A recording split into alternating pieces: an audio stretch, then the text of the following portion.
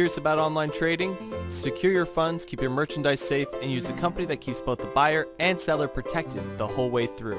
That's escrow.com. Payments you can trust. Hey there everybody, welcome to the Brand.bar Happy Hour chat on the road. I am at NamesCon 2017 and I'm joined today with Paul Nix, the VP of GoDaddy's Aftermarket department. How you doing, Paul? Doing good, doing good. Good. Enjoying the conference so far? You know what? There's a lot more to come too. So. Oh, it's just day one. Yeah, exactly. So it's like pace yourself too. Right. I still have a voice. That's why I'm able to do this now. I still have a voice. You know, mine's already getting a little hoarse. Yeah? You're going to be dead by Wednesday. Yeah. It starts at the opening night reception, I think. Yeah. There's music, so you're talking over the music. I know the water night tomorrow night will be. Yeah. That one's always challenging to talk to people. Drink your hot tea, add a little lemon, a little honey, you'll get through it. I'm a pro. So tell us a little bit about what you do over at GoDaddy. All right, so I run the aftermarket. So all things domain selling. We have sales team, we have the engineering team, we have the product team. So pretty much anything that touches the investor and the aftermarket and the sales and the parking of domain names kind of runs through my department. Okay, you have a good time with that? Yeah, it's fun. It's fun. It's it's challenging, but I've been doing this for 10 years now, and I can't get enough of this clientele. Yeah. There's too many characters for me to ever leave this. Do you still take an occasional call from the domain investor? All the time. Oh, right. Yeah. No, I try to be. I come out to here, and I'm fairly free with business cards and phone numbers and such, and I try to actually connect as often as I can. One of the cool things about my department, I was actually just talking about this over lunch. My team within GoDaddy has a very well-defined clientele set. Our customers are the investors, and I know that I can contact them in conferences like this, or it's small enough that I know exactly who a lot of these folks are. So there's not a lot of other teams within GoDaddy that have that luxury of being able to connect one-on-one with customers. And I think your staff knows me because I call them almost every day. I'm sorry. And that, I think that's what we try to do. I mean, honestly, we try to make the relationships. It's a relationship-driven business. We all know that. And I think a part of that is, you wouldn't feel comfortable calling if you were met with a cold, reception. But because your team is so welcoming and so warm, they're so willing to help. I don't know what to do. Well, let me just call, Corey. Corey's my premier services guy, so I call him up and he helps me out. So, what do you think of the show so far? I love it. I mean, I've been here since, I suppose, the fourth show or fifth show. So I've been doing this. I've been doing all the conferences for the past 10 years. And, the evolution of the conferences is something to behold. To come here and to say they're at 1,400 some odd attendees is, it wasn't but 4 or 5 years ago, 300, 400 max. And they were all split up between the different conferences across the country. But now you've got the one that really has the gravity to pull all the investors in here from China, from India, from all these different countries. It's fantastic. I mean, they get on the plane and fly. Oh, absolutely. It's 40 hours, I think, one of the... It's a significant flight, I'm sure.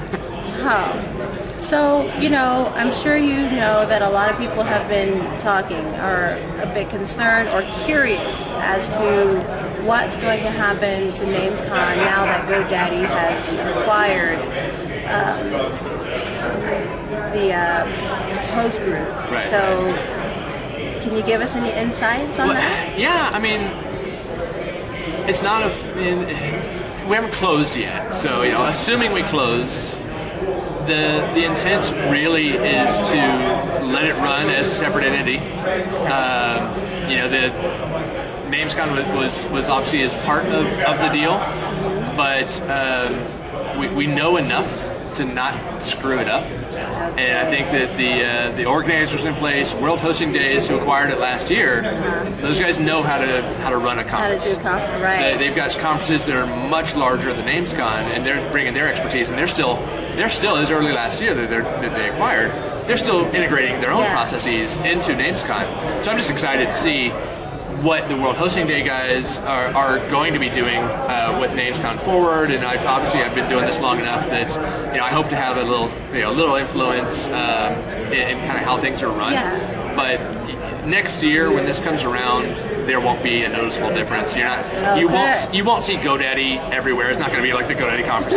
We're not doing that. We're Everybody breathe. That's Everybody right. breathe. So we will still have a domain investor conference, though. A place where we absolutely. can call home, where we can all see each other. Yeah. Because I think that's what it is too.